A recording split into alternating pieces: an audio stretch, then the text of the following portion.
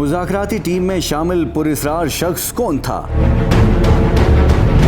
क्या ISI के officer भी तहरीक इंसाफ और हुकूमती मुज़ाकराती टीम में शामिल हैं? सोशल मीडिया पर नया हंगामा, वीडियो और तस्वीर की भरमार। अल्लाह अल्लाह करके तहरीक इंसाफ और PDM मुज़ाकरात की मेज़ पर आए तो सोशल मीडिया के तज्जियाकारों को ये बात भी हजम न हुई। एक पुरस्रार शख्स को ISI का एजेंट और ऑफिसर करार दे दिया। तहरीक इंसाफ से मुज़ाकरात के लिए बनाई गई कमेटी में PDM की जमातों को नुमाइंदगी दी गई। MQM की जानिब से खालिद मकबूल सिद्दीकी ने मुज़ाकरात में शिरकत करनी थी। ऐन वक्त पर किसी मसरूफियत के बायस वो ना जा सके। उन्होंने अपनी जगह रुकन असम्बली अबू बकर को मुज़ाकराती टीम में जाने की हिदायत की।